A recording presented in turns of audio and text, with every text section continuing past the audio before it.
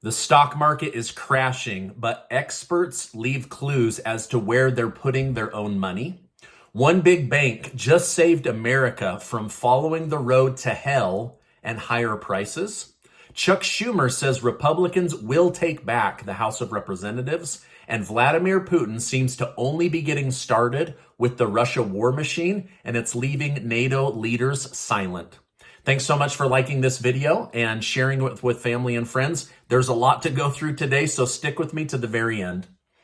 Now, I saw something truly frightening yesterday that led me to believe that the World Economic Forum and their Great Reset agenda to weaken America, get rid of fossil fuels, and to control people through food has infiltrated the United States.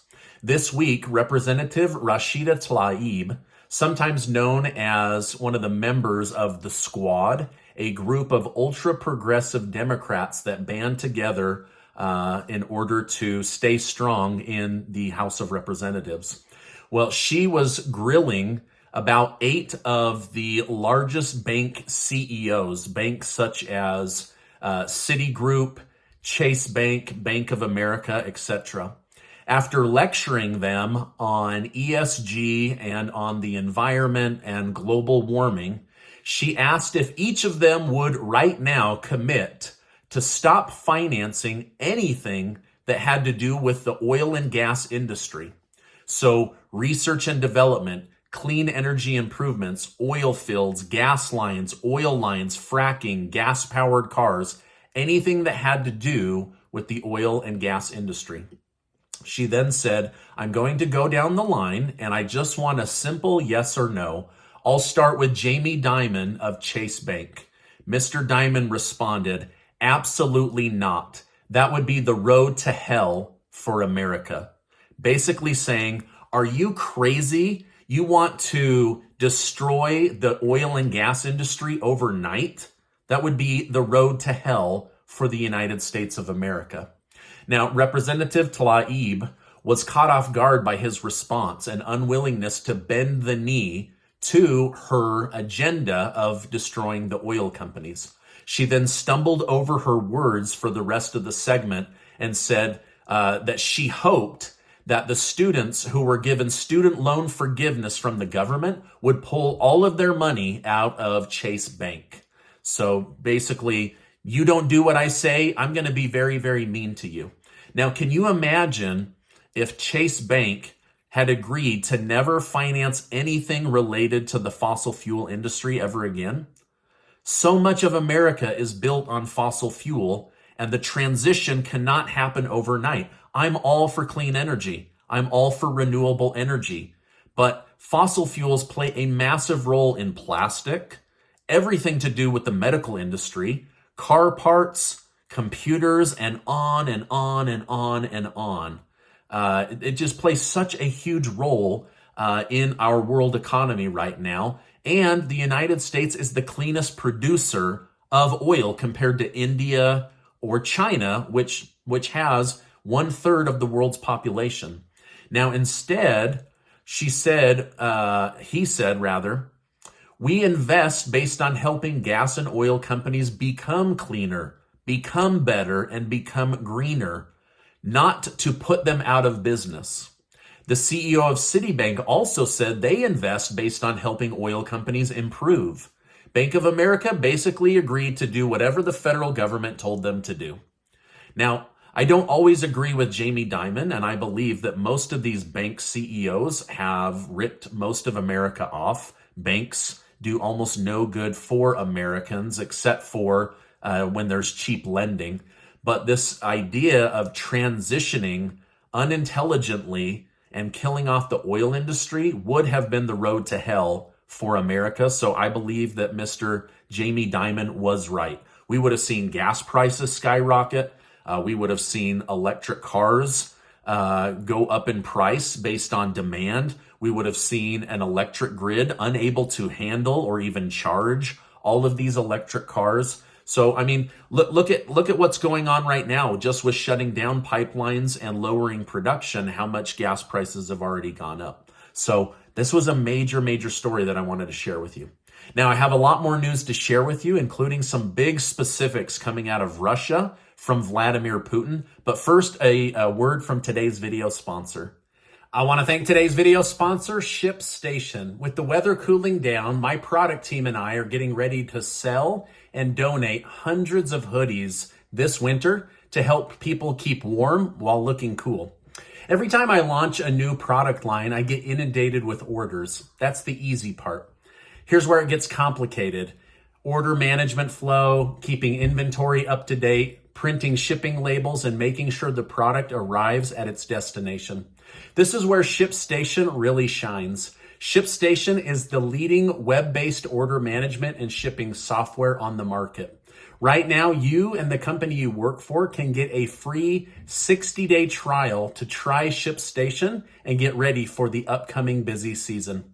Join over 130,000 businesses that use ShipStation to save money and stay organized. Just visit shipstation.com/Stephen Gardner to sign up today.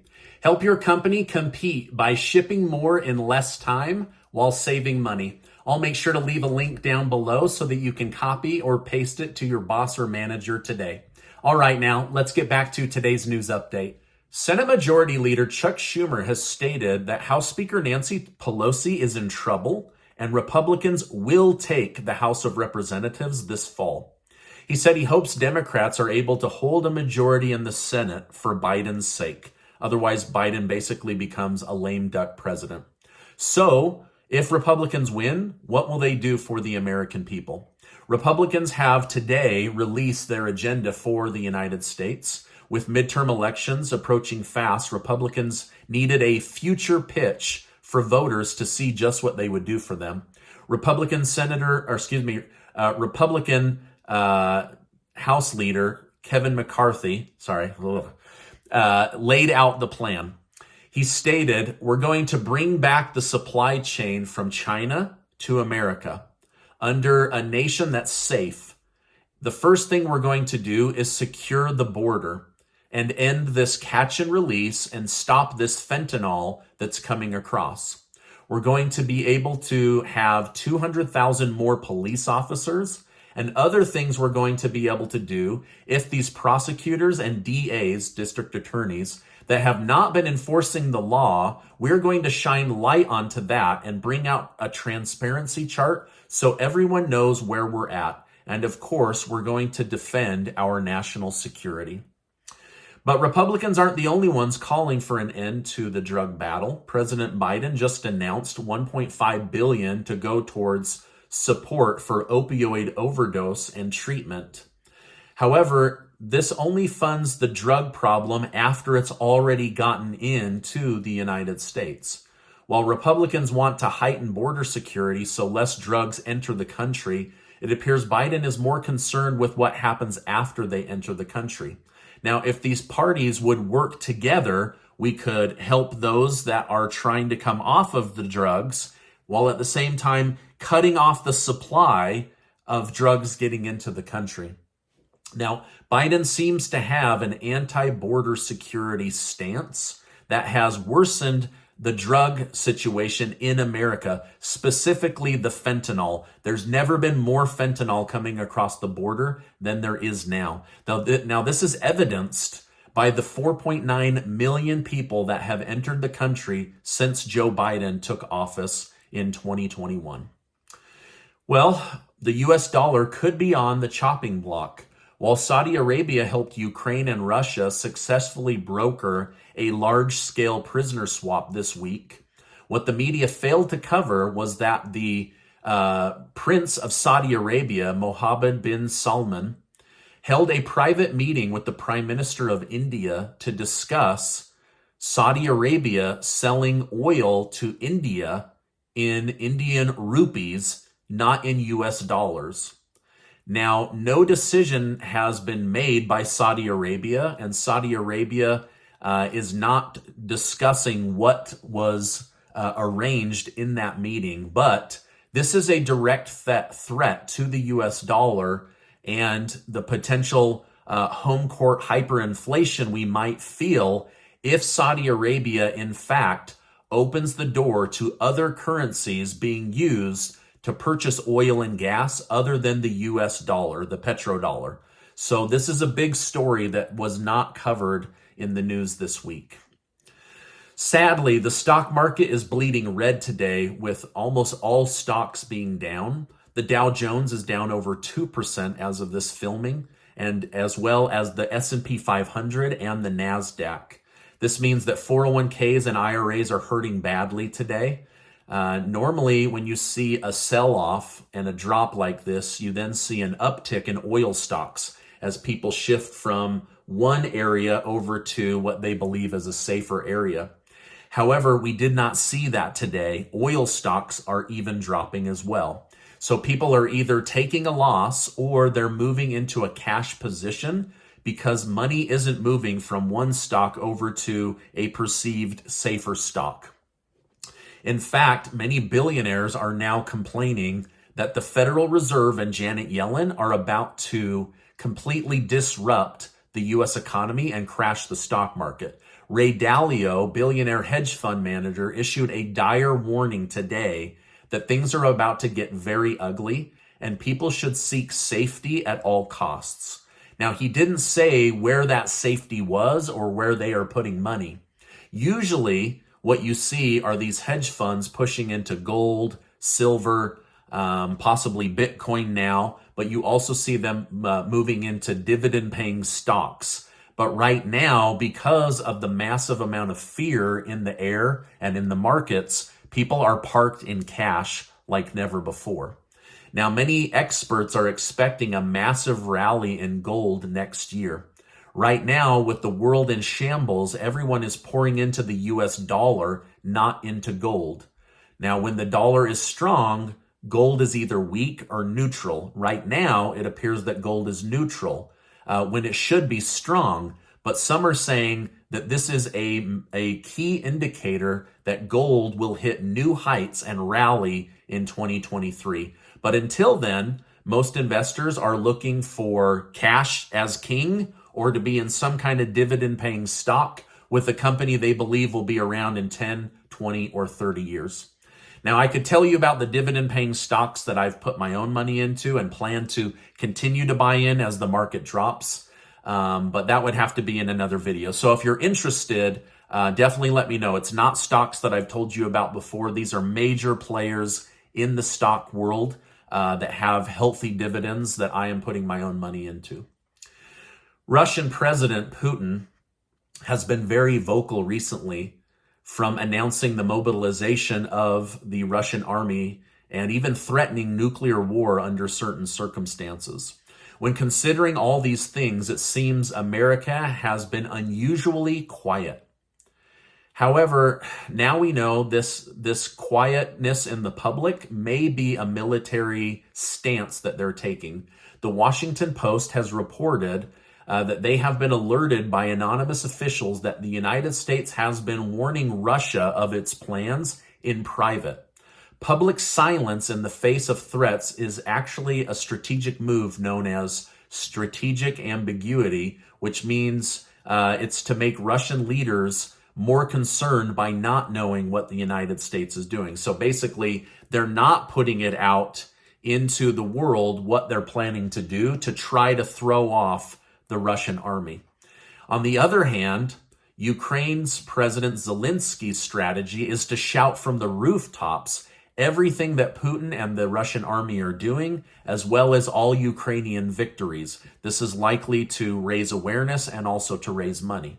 For example, some would say that Russia's new mobilization is bad for Ukraine, but Zelensky took a different approach. He stated Russia's decision on mobilization is a frank admission that their regular army, which has been prepared for decades to take over a foreign country, did not withstand and crumbled. These words have powerful implications.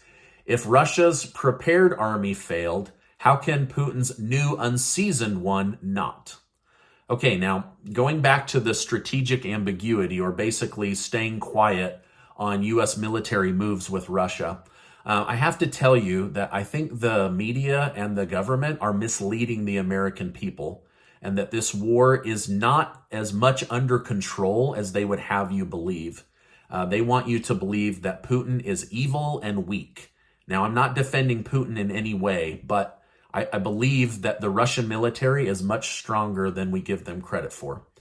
I've been reading from past military and former CIA operatives covering the Russia-Ukraine war, and what they are saying is that Russia hasn't even begun to fight. Now, take this with a grain of salt, because you can trust the mainstream media or you can listen to people that have been in battle with Russia. And I'm just trying to give you guys a different perspective. They say that Russia has been slow walking their military operation, but now we are about to see this move into a full-scale war if peace isn't reached. Russia has a lot of distance between Russia and Ukraine. We've seen how long it takes for their trucks to get in and their tanks to get in. We've seen this and we've labeled it as a weak invasion. However, Russia has ample weaponry and capability of hitting targets from hundreds of miles away. So they don't even need to be sending people across this huge landmass to fight over in Ukraine. They've just now called up 300,000 new people with 25 million more that they could draft into the war that would not need to do hand-to-hand combat. And they have the ability to make the energy and the food crisis around the world worse. So they're definitely starting to feel backed into a corner, but according to these former military and CIA operatives, they haven't even begun to really push back yet. Now, according to one former CIA operative, the Russian Federation military hasn't even begun to fight using what is called prescribed military doctrine, basically their handbook on war. He said, if they open that book, you will see the full might of the Russian military. He said, you will see all critical infrastructure left in Ukraine bombed from the air or with missiles. He said, you will see Zelensky removed from office or taken out.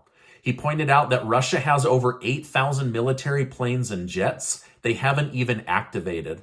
He said when he witnessed the planes in action in Syria, Russia cloaked the sky in bomb-dropping jets and planes, so he knows for a fact this fight hasn't even begun. Now, if you go back to when Russia attacked Syria, that is exactly what happened. They were basically bombing them 24 hours a day. One plane would come in and drop as the next was landing, and just over and over and over again. Anyway, this whole thing is very scary because I don't believe that Russia has fully flexed their military muscles yet. But I also know that the United States and NATO haven't as well. My worry is you get two macho men flexing their muscles against each other, and it's going to kick off a fight. It's going to kick off World War III. So everybody needs to be really, really careful, because everybody has access to long-range missiles, satellite-driven missiles, nuclear missiles, hypersonic missiles.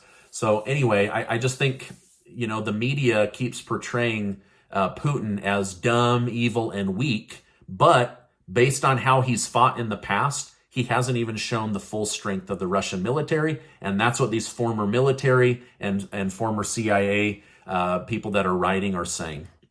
Now, the foreign minister of Mexico held a private meeting with Sergei Lavrov this week at the UN meeting to ask for a list of what would be wanted in order to establish peace with Ukraine and put this baby to bed.